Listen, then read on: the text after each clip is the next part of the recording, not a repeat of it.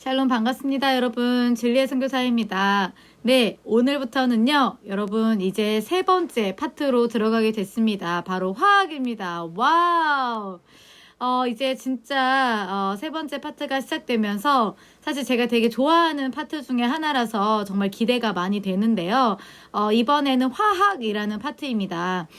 여러분들이 화학이라는 이야기를 들었을 때 어떻게 이제 생각되는지 모르겠지만 저는 먼저 음식이 떠올라요. 왜냐면요, 우리가 화학작용으로 인해서 음식이 더 맛있어질 수도 있고요. 물론 뭐 망칠 수도 있겠죠. 그런데, 여러분들, 화학작용이라는 것이 없다면 A랑 B랑 만나서 C라는 새로운 물질이 만들어지는 것. 그것이 바로 사실 화학입니다. 그래서 우리 일상에서 화학을 많이 찾아볼 수 있고요. 또 여러 가지로 분자의 운동이라든지 이런 이제 컨텐츠들이 나오게 될 텐데 하나님께서 우리 인간을 지으실 때는 그냥 단순히 흙으로 사람을 지으셨다라고 성경에 써 있는 것을 연구하고 또 우리가 우리 인간의 이성으로 이해할 수 있었을 때 사실상 흙으로 만들어졌다고 하는 것이 정말 진짜인 것일지도 모른다라고 수많은 과학자들이 이야기를 합니다. 왜냐면요, 흙에는 가장 주요한 10가지 원소가 있습니다.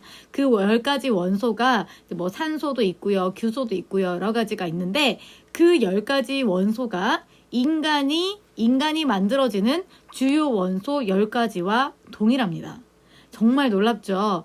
이제 우리가 그런 것들에 대해서도 이제 앞으로 알아가고 하겠지만, 검정고시를 통하여서 여러분 제가 계속 이야기합니다. 그냥 단순히 검정고시 공부를 하는 것이 아니라 여러분들이 정말 지식이 쌓여지고 또 하나님께서 우리 이 세상을 얼마나 놀랍게 지으셨는지, 그러나 사람들이 또 어떻게 그것을 다스려 오고 있었는지를 생각하면서 세상을 하나님께서 지으신 것을 넘어서서 인간이 다스린 것, 그리고 또 그 인간이 다스림 안에서 우리는 또 어떤 사명을 하나님 앞에 발견할 수 있는지 찾아가는 시간이 이 검정고시 시간이 됐으면 좋겠습니다. 자, 그러면 우리 21번째 이번에는 기체의 성질에 대해서 알아보도록 할 텐데요. 같이 한번 가보도록 하겠습니다.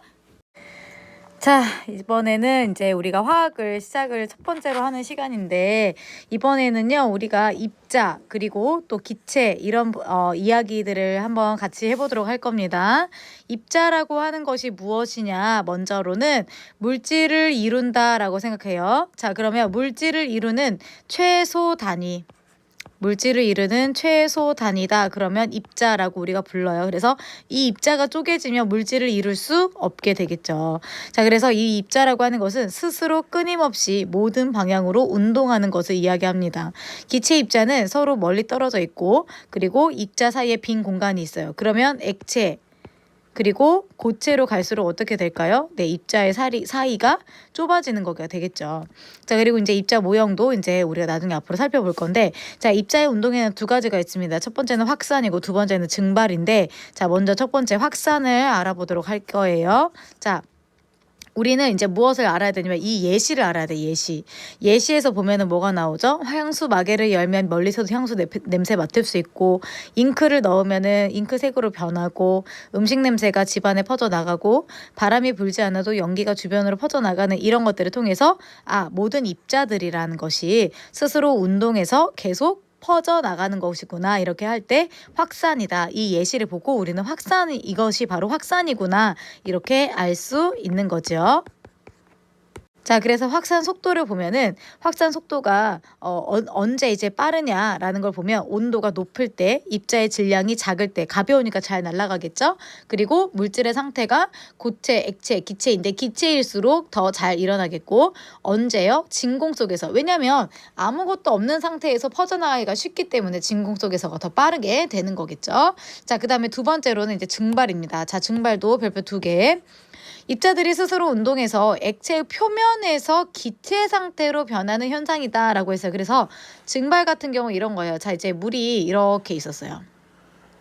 이렇게 이제 물이 담겨 있는데, 이 물이 담겨 있는 와중에 이제 액체의 표면에서 입자들이 무엇으로 변하는 겁니까? 액체에서 기체로 변하는 이 현상을 바로 증발이다라고 얘기를 하는 거죠. 그래서 이제 무엇이 있습니까? 젖은 빨래가 마른다, 염전에 소금을 얻는다, 폴리페 이슬이 시간이 지나면 사라진다, 오징어를 말린다, 이런 것들이 바로 증발 현상, 액체에서 기체 상태로 변하는 것을 바로 증발이다라고 얘기를 하는데, 이 증발 속도가 빠른 경우는 여러분이 무엇을 생각하면 되겠습니까? 빨래가 마르는 속도, 잘 마르는 조건, 이렇게 얘기할 수 있어요. 그래서 온도가 높을 때, 습도가 낮을 때, 습한 정도가 낮을 때, 한마디로 이것은 건조할 때겠죠, 건조. 자, 그리고 바람이 강할 때, 그리고 표면적이 넓을 때, 빨래를 막 뭉쳐가지고 하지 않죠. 우리가 다 쫙쫙 펴잖아요. 그래서 표면적이 넓어지는 걸 이야기하고요. 입자간의 인력이 약할 때, 이런 것들을 이야기합니다. 그래서 요거는 좀 여러분이 정확하게 체크를 하고 이런 거는 외우세요. 예, 쓰고 외우시기 바랍니다. 왜냐면 이런 것들이 실제 시험에서 나오기 때문에 그렇습니다. 자, 그다음 이제 우리가 기체이라고 하는 것이 이제 증발도 하고 확산도 하고 해서 기체로 변하는 것들을 살펴보았는데, 이 기체가 이제 기체의 부피는요 굉장히 여러 가지 요인들로 인해서 변화가 잘 되거든요. 여러분 이제 풍선만 봐도 우리가 풍선을 자유자재의 형태로 만들 수 있는 거는 그만큼 부피가 잘 변화할 수 있기 때문에 그런 거거든요. 자, 그래서 우리 기체의 압력 한번 알아볼게요. 자, 기체의 압력. 기체 입자들이 끊임없이 운동하면서 용기 벽면에 충돌을 합니다. 이때 이제 작용하는 힘이 기체의 압력인데, 압력이 나타나는 이유가 무엇일까요? 기체 분자들이 운동을 하면서 용기의 벽면에 충돌하기 때문이다. 예를 들어서 내가 풍선이 이렇게 있으면 이 풍선 안에 입자들이 계속해서 움직인다는 거예요. 풍선 안에 입자들이 계속해서 충돌을 하고 있기 때문에 그 압력으로 이 풍선이 이렇게 버티고 있다라는 걸 얘기하는 거죠. 자, 그러면 이 기체의 압력은 어떠한 방향으로 가느냐? 모든 방향으로. 그쵸? 그리고 같은 크기로 압력이 작용한다라는 거죠. 자, 그리고 기체 입자의 충돌 횟수가 많을수록 압력이 커지겠죠. 왜냐면 부딪힘이 많다는 건 압력이 그만큼 크다는 얘기가 되겠죠. 자, 그리고 입자 수가 많을수록, 그리고 온도가 같을 때 부피가 작을수록 충돌 횟수가 증가한다. 뭐 이런 것들이 있는데, 이제 부피가 작으면 당연히 여러분 여기에 만약에 100개의 입자가 있었어요. 그런데 여기 이 작은 풍선 안에 또 100개의 입자가 있으면 어떤 것이 충돌이 더 많을까요? 당연히 얘가 충돌이 더 많겠죠. 그러니까 압력이 얘가 더 커지게 된다. 이렇게 볼 수가 있겠죠. 자, 그리고 입자 수와 부피가 같으면 온도가 높아서 운동 속도가 빠를수록 충돌 횟수가 많다 이랬는데, 자, 그럼 부피가 예를 들어서 얘하고 똑같다라고 해봅시다.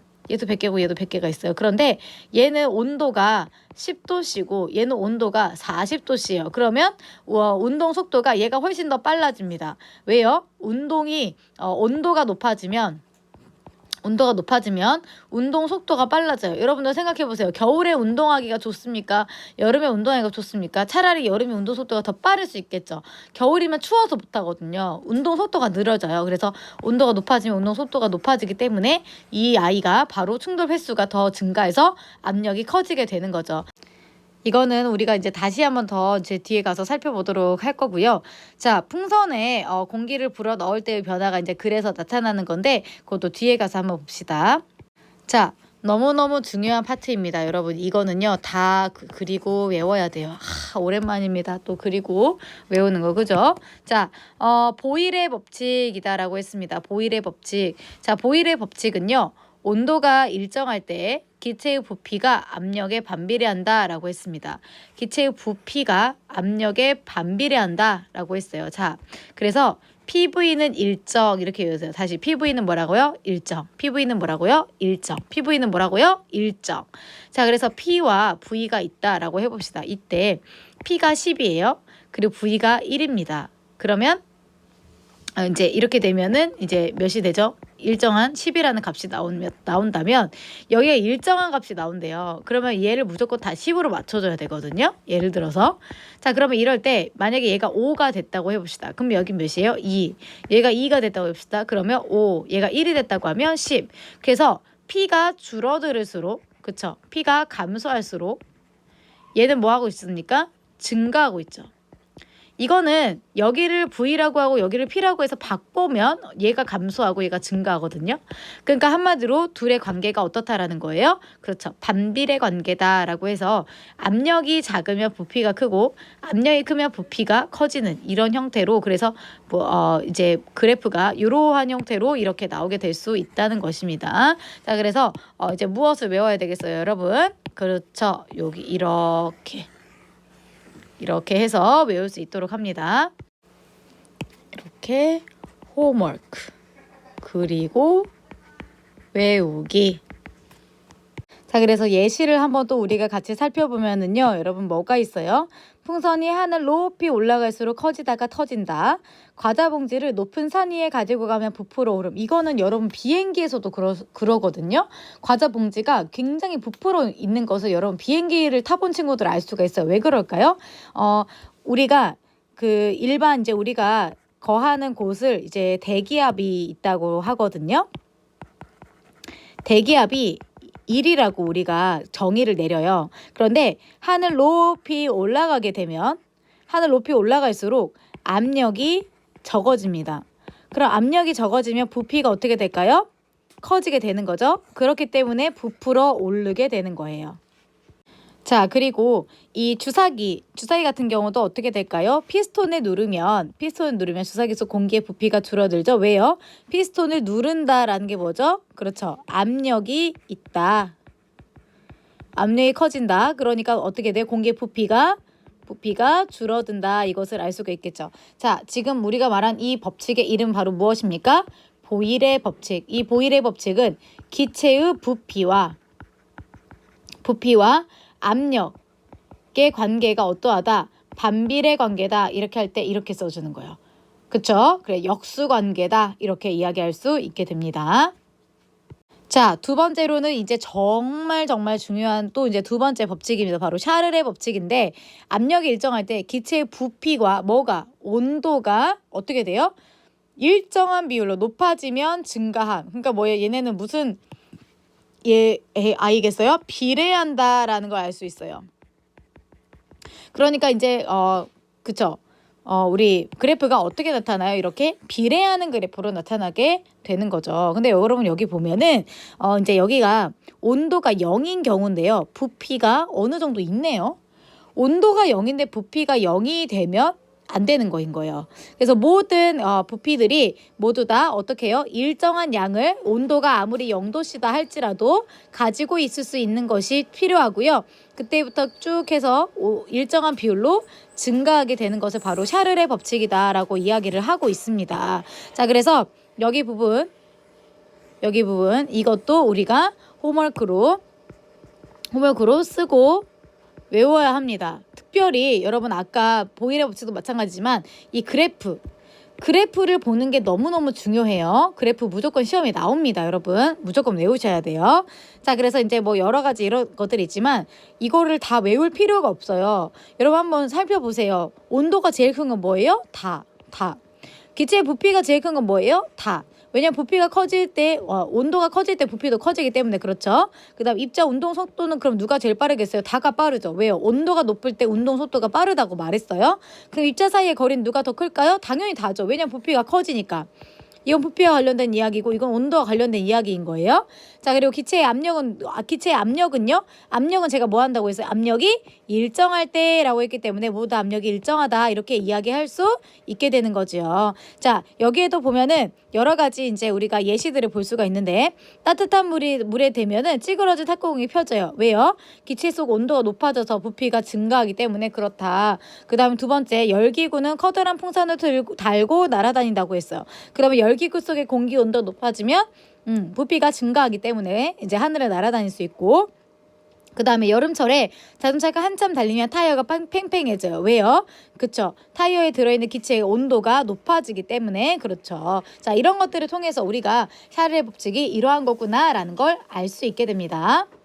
자, 그럼 이제 진짜 문제를 한번 풀어볼 건데, 여러분 제가 계속해서 얘기하지만 제가 풀어주는 것을 여러분이 관찰하고 있는 게 아니에요.